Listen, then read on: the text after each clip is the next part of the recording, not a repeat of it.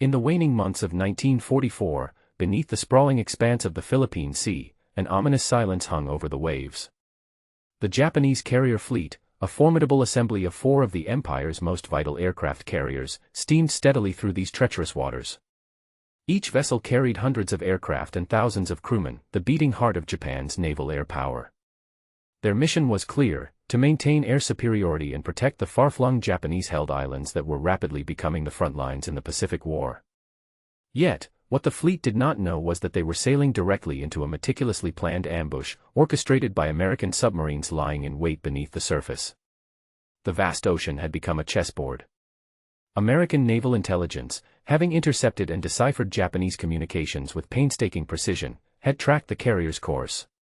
The fleet's movements were no longer a secret; they were a calculated gamble, one that the Japanese command believed was protected by robust escort screens and anti-submarine measures. However, unseen beneath the waves, a wolf pack of American submarines prepared to strike with ruthless efficiency. This was no chance encounter. It was a carefully engineered operation designed to exploit the vulnerabilities of even the most heavily defended surface fleet. As the Japanese carriers advanced, the tension aboard the American submarines was palpable. The men who manned these steel beasts knew the magnitude of the moment. They were the unseen predators of the deep, tasked with delivering a blow that could shift the balance of naval power across the Pacific. The submariners worked in near silence, the hum of machinery and the soft clinking of torpedo tubes the only sounds in the confined spaces. Every crew member understood the stakes: a successful attack could cripple the Japanese fleet's offensive capabilities, hastening the decline of imperial naval dominance. The four Japanese carriers represented a concentration of power that Japan could ill afford to lose. They were the linchpins of a strategy that sought to maintain a defensive perimeter stretching from the home islands to the contested islands of the Pacific. Their aircraft were the eyes and claws of the Japanese Navy, capable of projecting power far beyond the range of surface ships. The loss of even one carrier would be a grievous blow; the destruction of all four threatened to unravel the entire strategic fabric Japan had woven over years of conflict. While the Japanese commanders maintained confidence in their anti-submarine defenses, their guards were not absolute. The American submarines exploited this overconfidence. Employing new sonar technologies and improved communication protocols, the submarine commanders coordinated their positions with precision. They had studied the fleet's patterns, the formation of escort ships, and the likely routes the carriers would take. Their approach was methodical, the product of months of intelligence gathering and tactical refinement. The ocean around the Japanese fleet was deceptively calm, masking the deadly tension below. The submarines moved into position silently, their crews bracing for the moment when they would unleash their torpedo salvos. The carriers, meanwhile, sailed on, their lookouts scanning the horizon for any sign of danger but unaware of the lethal threat lurking beneath. The vastness of the sea seemed to offer them protection, yet it was precisely this expanse that made coordinated submarine attacks possible, allowing the Americans to strike from multiple angles. In these moments, time seemed to stretch and compress simultaneously. The submariners prepared their weapons with clinical detachment, setting torpedo depths and arming the warheads. Every movement was deliberate, every decision weighted with the knowledge that detection would mean destruction for their own vessels. The carriers, massive and imposing, were vulnerable in ways that only those beneath the waves could fully appreciate. Their size, their speed, and their power offered little defense against torpedoes launched from stealthy submarines hidden in the blue depths. The strategic context of this encounter cannot be overstated. By late 1944, the tide of war had turned decisively against Japan.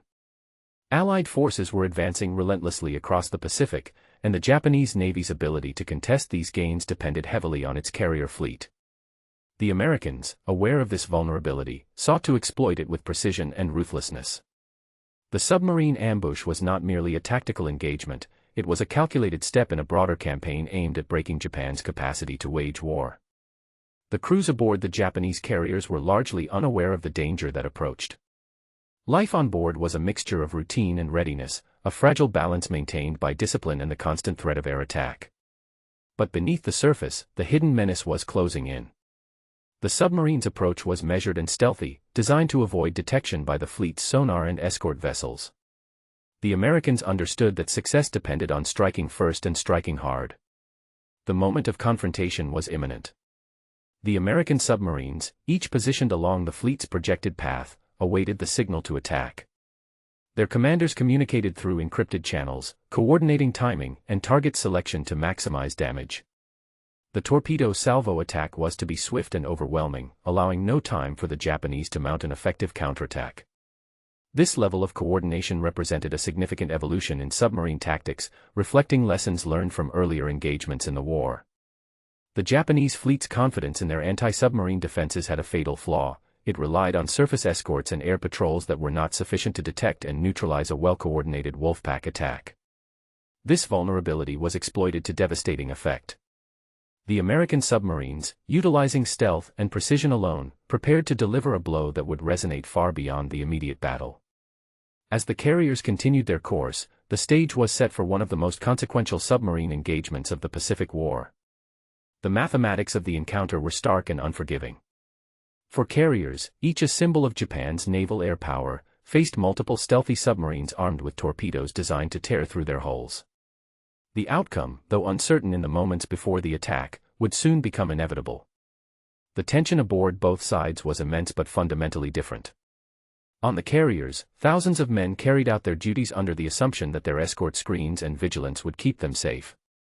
Below the waves, the American submariners waited in cold silence, their mission clear and their resolve unshakable. They knew that the fleet had to be stopped. War permitted no sentiment. Success depended on surprise, precision, and the ruthless application of force. In this moment, the vastness of the Pacific seemed to contract, focusing all attention on the unseen battle that was about to unfold beneath the waves. The Japanese carriers, proud and powerful, were sailing unknowingly into a trap. The American submarines, hidden in the depths, were poised to strike a blow that would alter the course of the war. The stage was set, the players in position, and the outcome would be determined by the deadly interplay of strategy, technology, and human courage beneath the surface of the sea. Within the Japanese command centers, the atmosphere was one of calculated assurance. Fleet admirals convened in briefings, their conversations steeped in the gravitas of maintaining a fragile maritime equilibrium. These four carriers were more than just warships, they were the keystones of Japan's naval strategy, essential to preserving air superiority over the Pacific's contested islands. Each admiral understood that the loss of these carriers would mean more than a tactical setback. It would unravel the fragile defensive perimeter that Japan had painstakingly constructed in the face of relentless Allied advances. The Japanese Naval Command placed considerable faith in their layered defense systems. Escort vessels, numbering in the dozens, formed a protective screen around the carriers. These destroyers and cruisers were tasked with anti-submarine patrols, their sonar equipment designed to detect underwater threats. Air patrols supplemented these defenses, extending the fleet's sensory reach above the waves. The belief was firm: the carriers, shielded by these measures, were invulnerable to submarine attacks. Yet, this confidence masked critical vulnerabilities. The fleet's protective measures were reactive, reliant on detection rather than prevention, and unable to counter the evolving tactics of American submarine warfare. Meanwhile, beneath the waves, American submarine commanders approached the task with a starkly different mindset. Far from complacency, they operated with a calculated urgency born of experience and innovation. Months of intelligence gathering had provided detailed insights into the Japanese fleet's movements, escort patterns, and vulnerabilities. These insights were now being translated into coordinated operational plans aimed at maximizing the impact of their torpedo salvos. The Wolfpack tactic, refined over the course of the war, had transformed submarine warfare from isolated strikes into synchronized assaults capable of overwhelming even the most defended targets. The American commanders leveraged new sonar technologies that allowed for improved detection of enemy ships and escort vessels. Communication protocols between submarines were enhanced, enabling them to coordinate attack vectors and timing with unprecedented precision. Each submarine was assigned a specific sector along the fleet's anticipated route, ensuring that the carriers would be caught in a crossfire from multiple angles. This strategy marked a significant evolution in naval warfare, emphasizing stealth and coordination over brute force. Inside the American submarines, the mood was one of tense readiness. The crews, trained rigorously for such moments, moved with practiced efficiency. Torpedo tubes were loaded and calibrated, sonar operators scanned the waters for signs of the enemy, and officers reviewed attack orders. The confined quarters of the submarines contrasted sharply with the vastness of the ocean outside, yet within these steel hulls, a deadly precision was being honed. The men understood that failure was not an option. The success of their mission carried strategic weight far beyond their immediate survival. In contrast, the Japanese carriers proceeded with a measured confidence. Their commanders maintained strict formations, relying on established protocols to navigate the hostile waters. The escort ships patrolled diligently, but the vastness of the sea and the tactical ingenuity of the American submarines rendered these efforts insufficient. The carriers themselves remained focused on their primary mission, maintaining air operations and preparing for potential engagements with Allied forces. The possibility of an undersea assault was acknowledged but underestimated. This underestimation was rooted in a fundamental misreading of the evolving nature of submarine warfare. Japanese anti-submarine tactics had been developed earlier in the war, based on experiences that did not anticipate the level of coordination and technological advancement the Americans would bring to bear. The Japanese fleet's defenses were optimized against isolated submarine threats, not the Wolfpack strategy that allowed multiple submarines to attack simultaneously and from different directions. This tactical gap would prove fatal. The strategic calculus on both sides reflected their respective positions in the broader conflict. Japan's naval command was fighting to preserve a shrinking empire, its resources stretched thin and its technological edge eroding. The American submarine force, on the other hand, was growing in capability and confidence. Every successful engagement further validated their approach, and the sinking of the Japanese carriers was seen as a critical objective that could decisively weaken the enemy's naval air power. Admirals on both sides understood the high stakes. For the Japanese, the carriers were not only military assets but symbols of national pride and resilience. Their loss would reverberate through the ranks and the home front alike. For the Americans, the operation represented a chance to deliver a crippling blow that could accelerate the end of the war. The psychological and strategic importance of this engagement was as significant as the physical destruction it promised. The American commanders' preparations extended beyond mere tactical coordination. They analyzed the fleet's formation and escort patterns to identify weak points where their submarines could infiltrate undetected. They studied previous encounters, learning from missed opportunities and refining attack techniques. This iterative process of tactical evolution underscored the growing sophistication of submarine warfare. The Wolfpack was not just a formation, it was a manifestation of strategic ingenuity and technological adaptation. Communication among the American submarines was critical to the success of the operation. Using encrypted radio transmissions, the commanders shared real-time updates on enemy movements and coordinated their attack timing to ensure maximum impact. This level of coordination was unprecedented in submarine warfare and represented a significant departure from earlier, more fragmented approaches. The ability to operate as a cohesive unit beneath the ocean surface transformed the strategic landscape. On the Japanese side, the chain of command remained confident but increasingly strained. Reports from escort vessels indicated nothing more threatening than routine submarine contacts, reinforcing the belief that their defenses were adequate. The carriers continued their mission, launching reconnaissance planes and maintaining air patrols, all while unknowingly sailing into a meticulously plotted trap. The scale of the threat beneath the waves was not fully appreciated until it was too late. This interplay of preparation and confidence set the stage for the impending confrontation.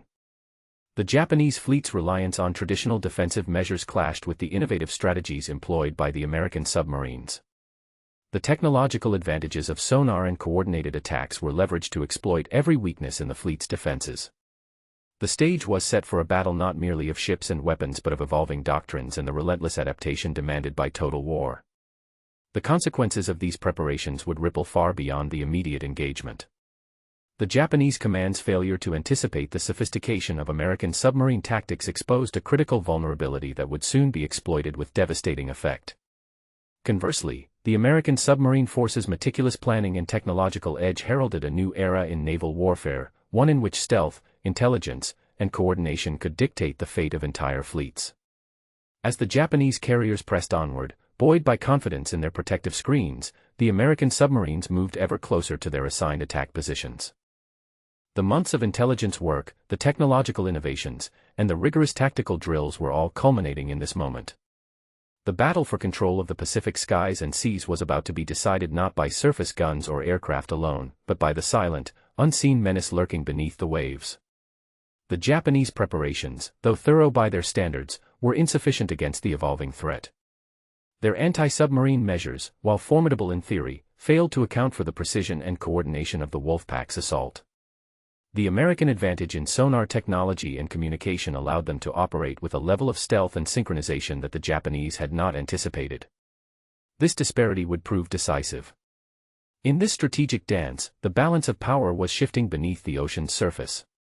The Japanese fleet, confident and yet vulnerable, sailed unknowingly into a trap crafted with the cold calculations of intelligence and technological innovation. The American submarines, poised and resolute, prepared to deliver a blow that would echo through the remainder of the Pacific War. The preparations on both sides framed the impending clash, a deadly meeting of strategy, technology, and human will beneath the vast expanse of the Philippine Sea. As the Japanese carrier fleet maintained its steady course through the Philippine Sea, the American submarines slipped silently into their assigned attack positions. Beneath the sunlit surface, these steel predators moved with calculated precision, each maneuver designed to exploit the vulnerabilities of the massive ships above. The crews aboard these submarines operated in near-total silence, the faint hum of engines and the subtle creak of metal the only sounds within the confined hulls. Every man was acutely aware that stealth was their greatest weapon. Detection by the extensive Japanese escort screen would mean certain destruction. The process of taking position was a delicate balance of patience and urgency. The submarines had to avoid detection by sonar-equipped destroyers that patrolled the fleet's periphery, while simultaneously closing the distance to within effective torpedo range. The ocean's vastness was both an ally and a challenge. It provided cover but demanded precise navigation and timing. Each submarine commander relied on intelligence reports and real-time sonar data to plot courses that intersected the fleet's path without raising alarm. Inside the cramped quarters, the tension among the crews was palpable but controlled. Officers issued orders with quiet authority, while sonar operators and lookouts maintained vigilant watch. The loading and calibration of torpedoes were conducted with meticulous care, depth settings were adjusted to match the carrier's draft, and warheads were armed, ready to unleash destruction. The submariners understood that the success of their mission hinged on a perfect convergence of timing, positioning, and execution. The Japanese carriers, massive and imposing on the surface, remained oblivious to the invisible threat growing beneath them.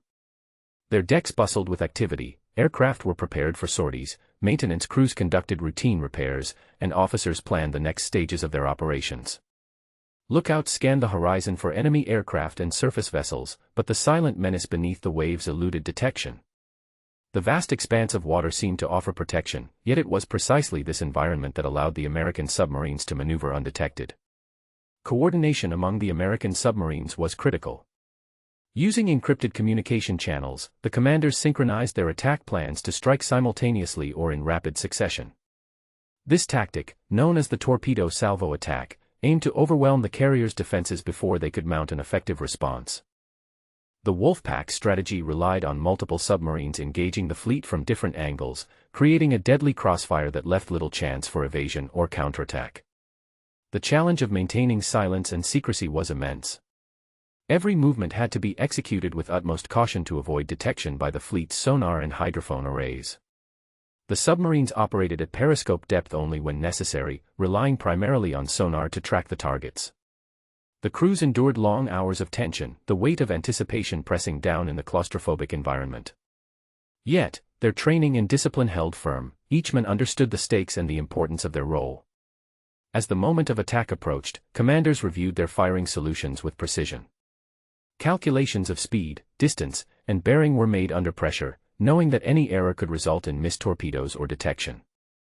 The technology of the torpedoes themselves had improved, with enhanced guidance systems and warheads capable of inflicting catastrophic damage.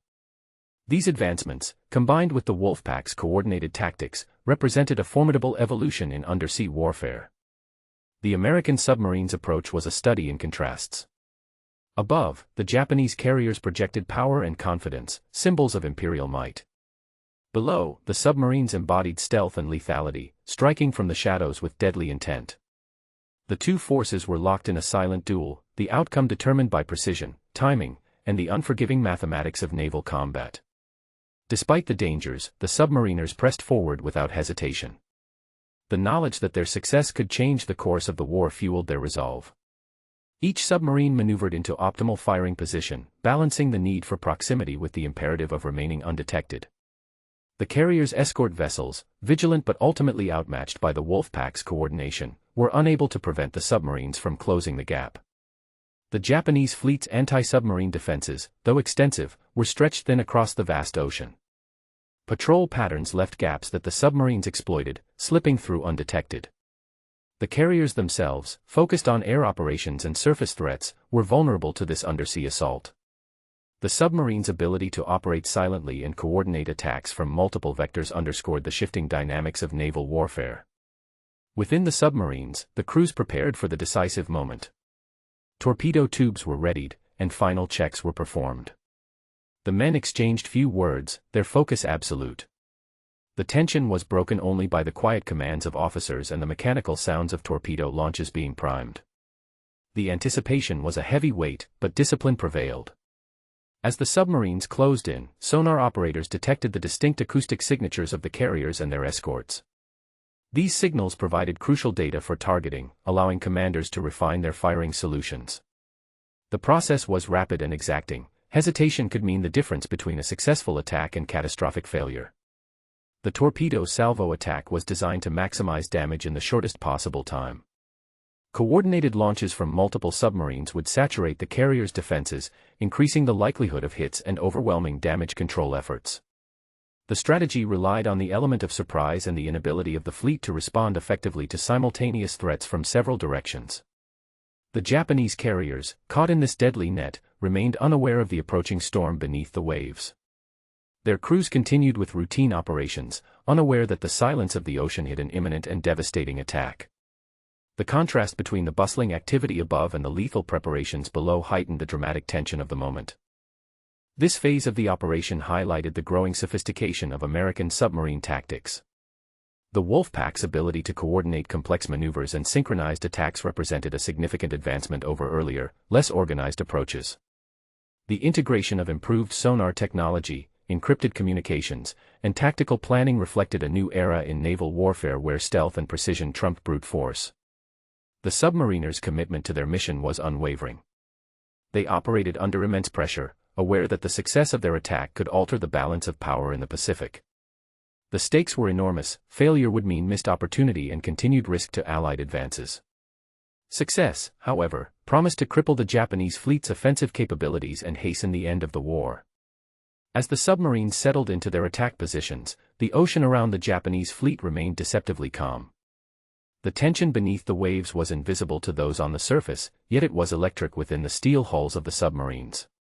The stage was set for a torpedo salvo attack that would unleash devastation without warning, without escape, without mercy. This moment was the culmination of months of planning, intelligence gathering, and technological innovation. The American Wolfpack had transformed from a scattered force into a lethal, coordinated strike group capable of challenging even the most heavily defended surface fleets. The Japanese carriers, despite their strength and prestige, faced a threat that challenged their assumptions and defenses in ways they had not anticipated. The impending assault would test the limits of human endurance, technological capability, and tactical ingenuity. It was a confrontation defined by stealth and precision, where the unseen war beneath the waves would decide the fate of a fleet and, by extension, the course of the Pacific War. The submarines were poised to execute their attack, and the silence of the ocean would soon be shattered by the deadly roar of torpedoes unleashed in a coordinated salvo. Without warning, the stillness of the Philippine Sea was shattered by a series of violent explosions beneath the waterline of the Japanese carriers.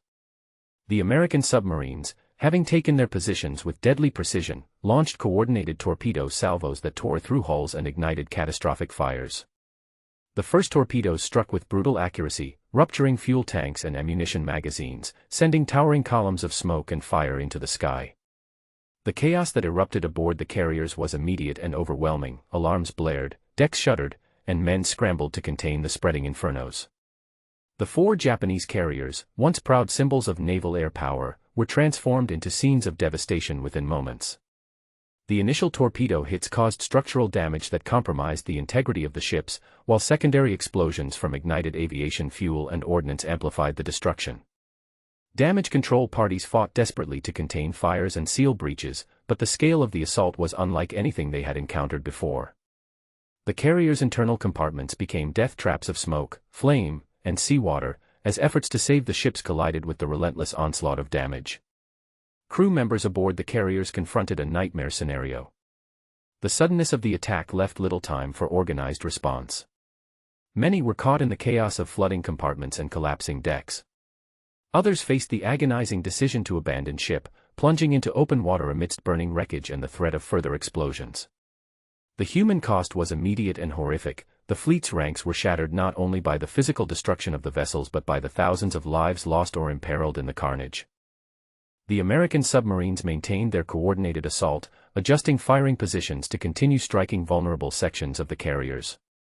Their torpedo salvo attack exploited every weakness, targeting engineering spaces, flight decks, and command centers. The precision of the attacks left little room for Japanese countermeasures. The fleet's escorts, overwhelmed and unable to effectively counterattack, struggled to protect the stricken carriers. The Wolfpack's relentless pressure ensured that damage control teams were stretched beyond capacity, accelerating the carriers' descent into ruin. Within hours, the sinking of the Japanese carriers became an undeniable reality. One by one, the massive vessels succumbed to the combined effects of flooding, fire, and structural failure. Some capsized, others broke apart, and all slipped beneath the waves, taking with them thousands of sailors and aviators. The scale of the loss defied comprehension, an entire carrier fleet obliterated in a single, devastating submarine engagement. The human toll extended beyond the numbers. Survivors faced harrowing ordeals in the water, confronting exposure, injury, and the constant threat of further attack. The destruction of the carriers sent shockwaves through the Japanese Naval Command. The loss was not merely tactical but strategic, striking at the heart of Japan's ability to project air power across the Pacific. The fleet had been annihilated, not defeated, not forced to retreat, annihilated, gone, destroyed, erased from the order of battle. The psychological impact on the surviving forces was profound, undermining morale and sowing doubt about the effectiveness of their remaining defenses. Amidst the chaos, the American submarines executed their withdrawal with equal care.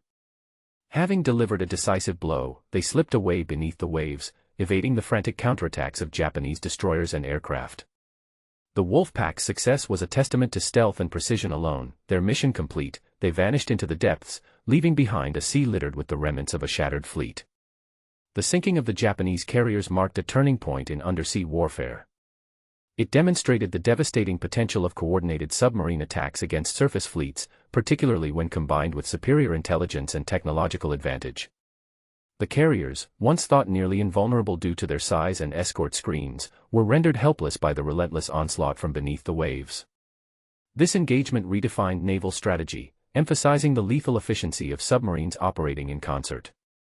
The human experience of the sinking was one of confusion, terror, and heroism. Amidst the explosions and fires, men fought to save their ships and comrades. Damage control teams risked their lives entering burning compartments to stem flooding. Others manned anti-aircraft guns to defend against opportunistic attacks. As the carriers sank, many crew members faced the grim prospect of abandoning ship into shark-infested waters, where survival depended on endurance and the hope of rescue. The scale of the tragedy was reflected in the staggering loss of life. Thousands perished in the sinking and the subsequent rescue operations.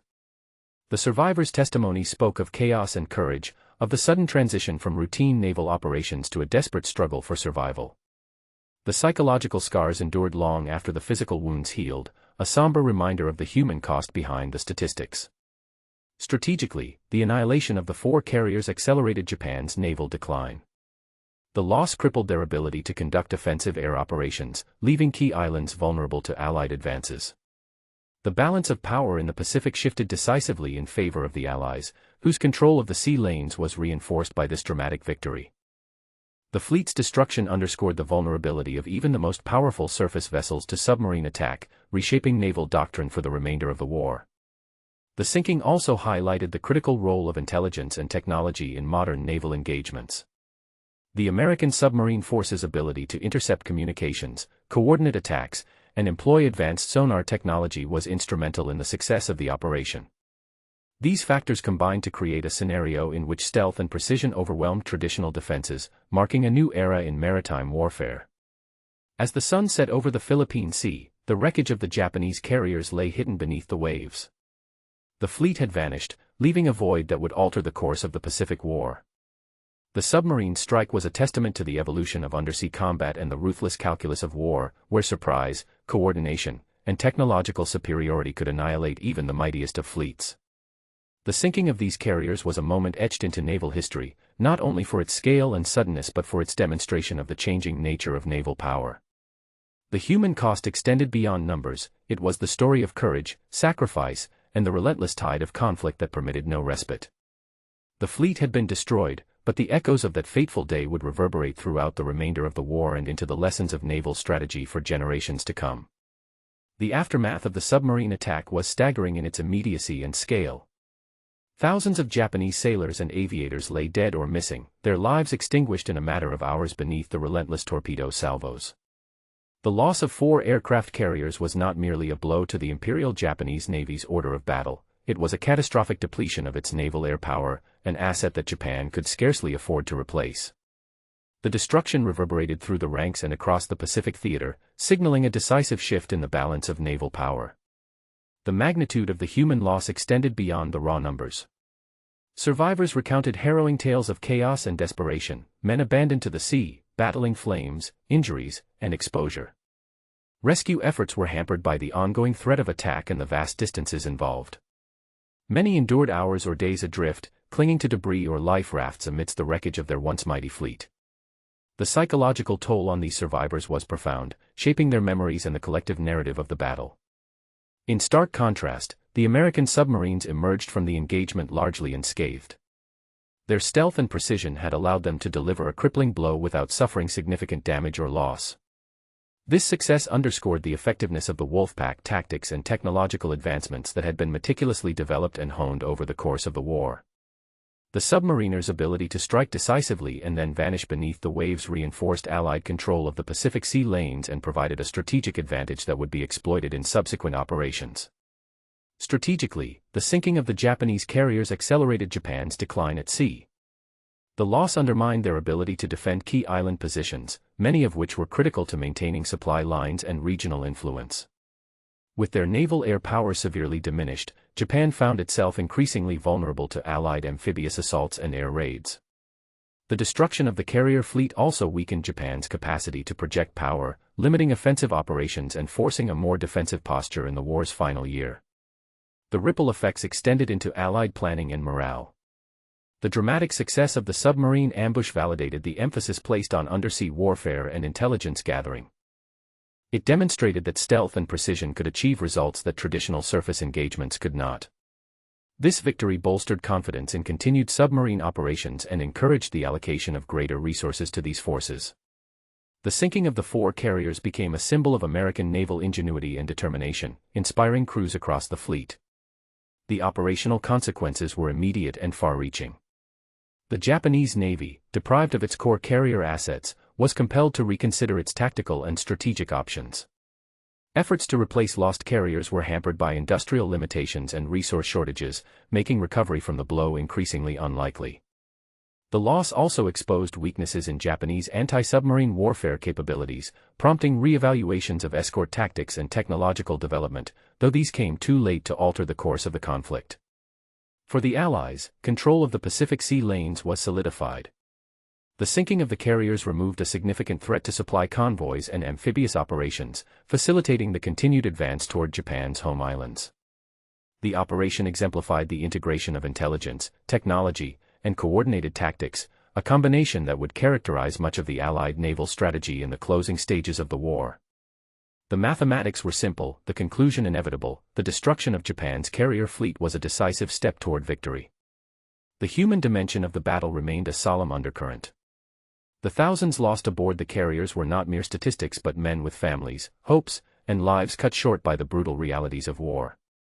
The survivors' stories conveyed the chaos and courage that defined the sinking, acts of heroism amid despair, sacrifice amid survival.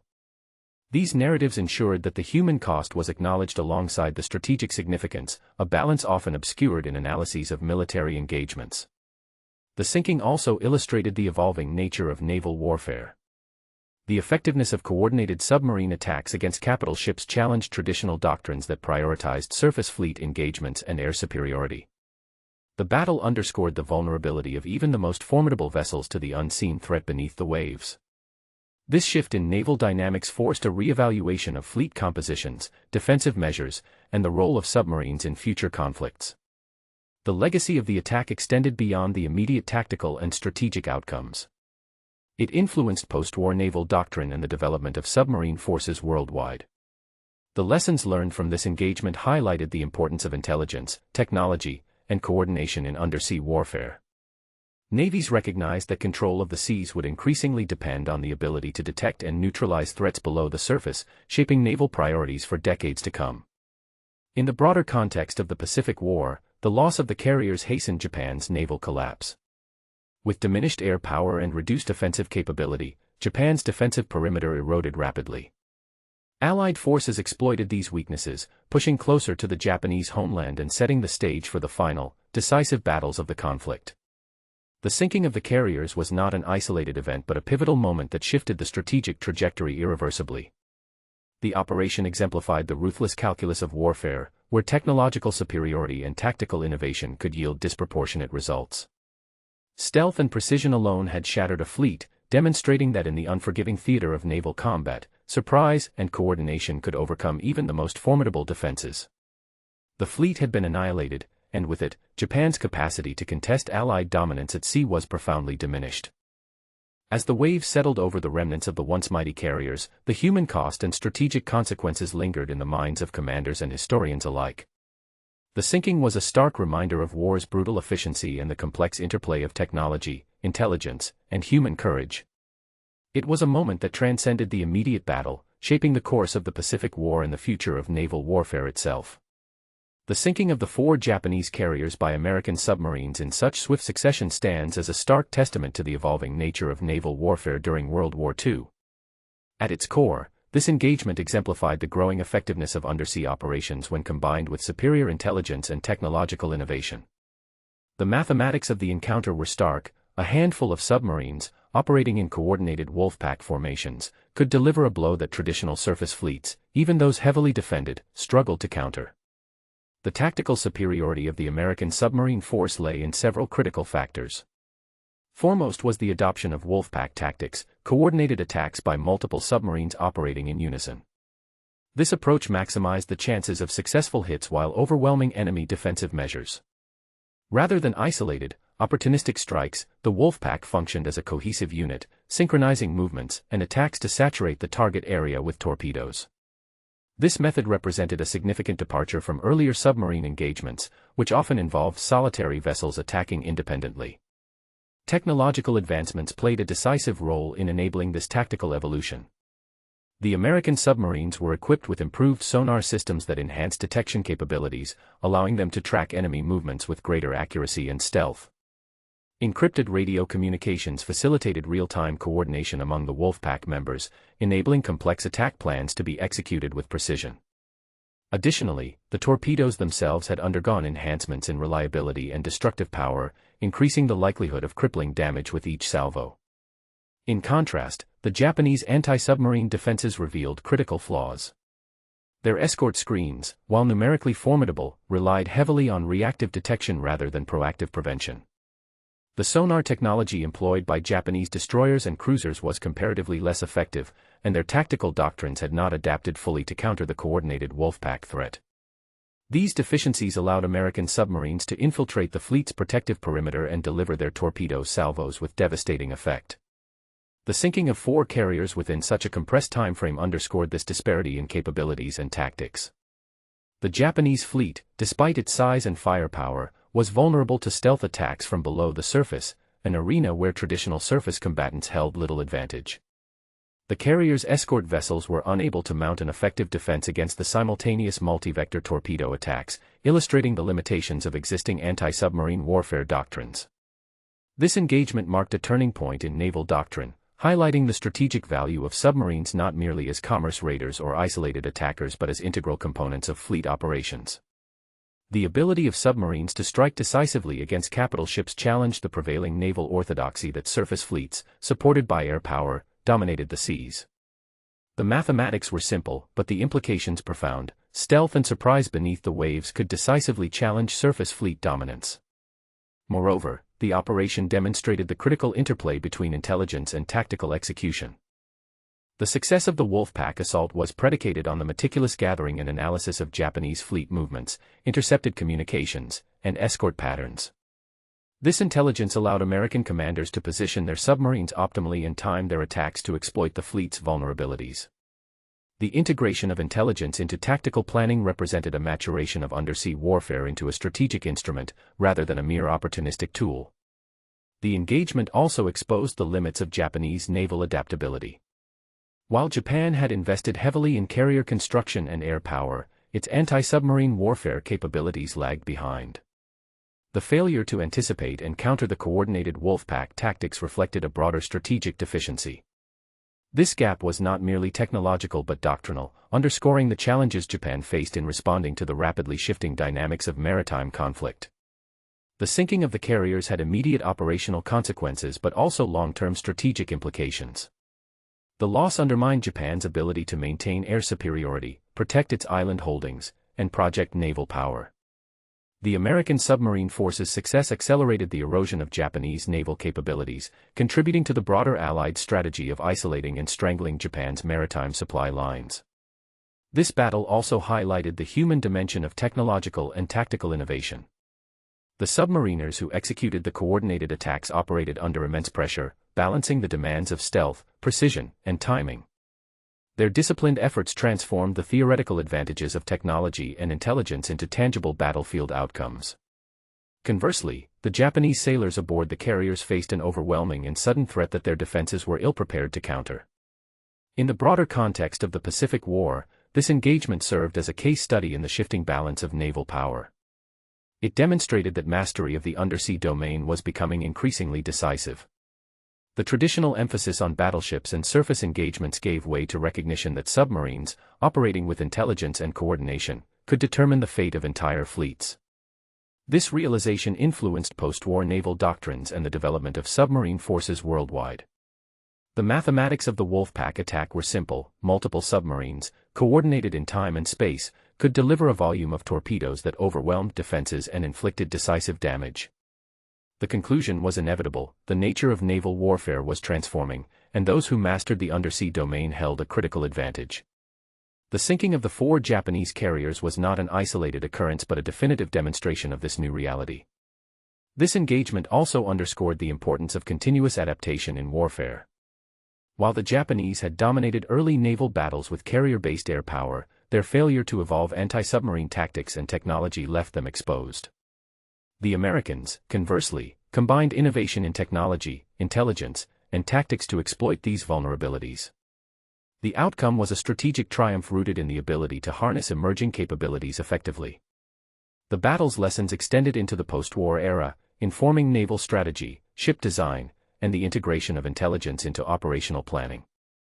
The prominence of submarines in modern navies can trace lineage to this kind of decisive undersea action. The sinking of the Japanese carriers by coordinated submarine attack became a defining moment, illustrating how stealth, precision, and coordination beneath the waves could alter the course of war.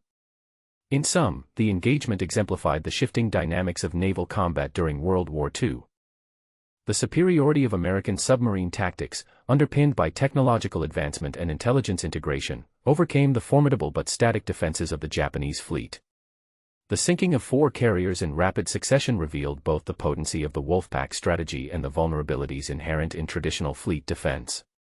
The mathematics were simple, and the conclusion inevitable: submarine warfare had emerged as a decisive factor in naval supremacy. The sinking of the 4 Japanese carriers by American submarines stands as a profound historical milestone, its significance extending beyond the immediate tactical victory into the broader narrative of the Pacific War and naval doctrine.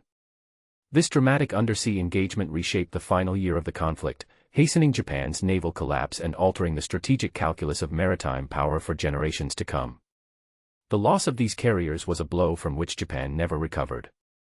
Stripped of their core naval air power, the Imperial Japanese Navy found itself unable to contest Allied advances effectively. The once formidable carrier fleet, a symbol of Japan's maritime prowess, was reduced to wreckage beneath the waves, leaving a void in the country's defensive and offensive capabilities. This erosion of power accelerated the Allied push toward the Japanese home islands, tightening the noose around an empire already strained by prolonged conflict and dwindling resources. Beyond the immediate military consequences, the engagement left an indelible mark on naval strategy and doctrine worldwide. The dramatic success of coordinated submarine attacks underscored the transformative potential of undersea warfare. Navies around the globe took note. Control of the seas would no longer be determined solely by surface battleships or carrier air groups but by the silent, unseen forces lurking beneath the waves. The lessons learned from this encounter informed post-war naval development, emphasizing submarine power as a critical component of maritime dominance. The bravery and sacrifice of the submarine crews who executed this operation remain central to its legacy. Operating in the claustrophobic and perilous confines of their vessels, these men embodied discipline, courage, and resolve. Their willingness to engage a heavily defended fleet at great personal risk highlighted the evolving role of submariners as pivotal actors in modern naval warfare. Their success was the product of rigorous training, technological innovation, and the relentless pursuit of tactical excellence. Equally, the thousands lost aboard the Japanese carriers are remembered not merely as casualties of war but as individuals caught in the merciless currents of history. Their fate underscores the human cost behind strategic calculations and technological advancements. The sinking was a tragedy of immense proportions, where the scale of loss defied comprehension and the echoes of suffering resonated long after the guns fell silent. This engagement also serves as a stark reminder of war's unforgiving nature, where innovation and adaptation can determine survival, and where the mathematics of strategy can translate swiftly into human tragedy. The fleet had been annihilated, a term that carries the full weight of finality and loss. Yet within this devastation lies a narrative of transformation, one that reshaped naval warfare and underscored the relentless evolution of military technology and tactics. Historians and veterans alike have preserved the memory of this battle as a critical chapter in naval history. It stands as a testament to the changing face of maritime conflict, where stealth and precision beneath the waves challenged the dominance of traditional surface forces. The sinking of the Japanese carriers by American submarines remains a powerful example of how intelligence, technology, and human courage intersect to shape the outcomes of war. The broader implications of this battle extended into the Cold War era and beyond, influencing naval strategy in an age defined by nuclear deterrence and submarine-launched ballistic missiles. The emphasis on undersea capabilities that emerged from the lessons of World War II can be traced to engagements like this, moments when the silent service asserted its strategic value decisively. Moreover, the engagement highlights the complex interplay between technological innovation and human factors. While sonar arrays, encrypted communications, and advanced torpedoes were critical, it was the skill and determination of the submariners that ultimately realized their potential. This fusion of man and machine, intellect and technology, defines the modern concept of naval warfare. In reflecting on this encounter, one is reminded that war permits no sentiment. Fleets must be stopped, and the calculus of battle often demands ruthless efficiency. The sinking of the 4 Japanese carriers epitomizes this harsh reality, a swift, unyielding strike that changed the course of a conflict and the nature of naval power itself. The legacy of this battle continues to resonate. It is studied in naval academies, commemorated by veterans associations, and honored in histories that strive to capture both the strategic significance and the human dimension of the event. The story of those 15 minutes beneath the Philippine Sea, when 4 carriers were lost to the depths, remains a poignant chapter, one that encapsulates the scale, complexity, and tragedy of naval warfare. This undersea engagement serves as a reminder of the profound impact that technology, intelligence, and courage can have in shaping history. It underscores the eternal truth that in war, control of the seas is not merely a matter of firepower but of innovation, adaptability, and the willingness to confront danger with resolve. The sinking of the Japanese carriers by American submarines is, therefore, a defining moment, etched into the annals of naval history as a testament to the transformative power of undersea warfare and the enduring human spirit beneath the waves.